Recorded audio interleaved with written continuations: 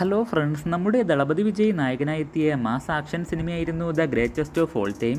വെങ്കട് പ്രഭു സംവിധാനം ചെയ്ത് കഴിഞ്ഞ ദിവസം തിയേറ്ററിലേക്ക് എത്തിയ സിനിമയ്ക്ക് 4 മണിയുടെ ഫസ്റ്റ് ഷോ കഴിഞ്ഞത് മുതൽ ആവറേജും മോശമായതുമായിട്ടുള്ള അഭിപ്രായങ്ങളാണ് കൂടുതലായും ലഭിച്ചത്.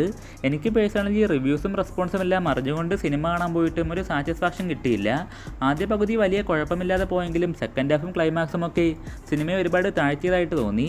എവിടെയും ഒരു കണക്ഷനോ ഒരു വൗ ഫീലോ സമ്മാനിക്കാതെ വെറുതെ എങ്ങനെ കണ്ടിരിക്കാമെന്ന അവസ്ഥയിലാണ് സിനിമ കണ്ടു തീർത്തത്. സിനിമയിൽ യുവൻ്റെ BGM എങ്കിലും സെറ്റാകുമെന്ന് വിചാരിച്ചെങ്കിലും അവിടെയും നിരാശപ്പെടുത്തി. വെങ്കട് പ്രഭുവിൻ്റെ മേക്കിംഗ് ക്വാളിറ്റി ഒക്കെ ബെസ്റ്റായിട്ട് തോന്നി. വിഷ്വലി ആയാലും ഫൈറ്റ് സീൻസും ചേസിംഗ് സീൻസും ഒക്കെ പുള്ളി കിടുവായി തന്നെ എടുത്തു വെച്ചിട്ടുണ്ട്. സോങ്സ് 2 തിയേറ്ററിൽ കേൾക്കാൻ നന്നായി തോന്നിയെങ്കിലും പ്ലേസ്മെൻ്റ് ഒക്കെ ശോകമായി തോന്നി.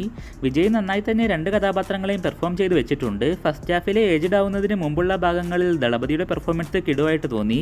ഇമോഷണൽ സീൻസ് ഒക്കെ പുള്ളി നന്നായി തന്നെ ചെയ്തു വെച്ചിട്ടുണ്ട്. DAGയും സിനിമയിൽ നന്നായി തന്നെ വന്നിട്ടുണ്ട്. മൊത്തത്തിൽ ദളപതി ഫാൻസിനും നോർമൽ ഓഡിയൻസിനും താല്പര്യമുണ്ടെങ്കിൽ കണ്ടു നോക്കാവുന്ന സിനിമയാണ് ഗോട്ട്. വാരിസൊക്കെ വെച്ച് നോക്കുമ്പോൾ എനിക്കിത് ഫാർ ബെറ്ററായിട്ട് തോന്നി. ഹൈപ്പൊന്നുമില്ലാതെ പോകുന്നതിനാൽ നിങ്ങൾക്കൊരു ഡീസൻറ്റ് അല്ലെങ്കിൽ ഒരു ഓക്കേഷ് ഫീൽഡ് സമ്മാനിക്കാൻ സിനിമയ്ക്ക് സാധിച്ചേക്കും. 400 കോടി ബഡ്ജറ്റിൽ വന്ന സിനിമയുടെ ഫസ്റ്റ് ഡേ കളക്ഷൻ നമുക്ക് നോക്കാം. കേരളത്തിൽ നിന്ന് ആദ്യ ദിനം 5 കോടി 80 ലക്ഷം രൂപയാണ് സിനിമയ്ക്ക് കിട്ടിയിട്ടുള്ളത്.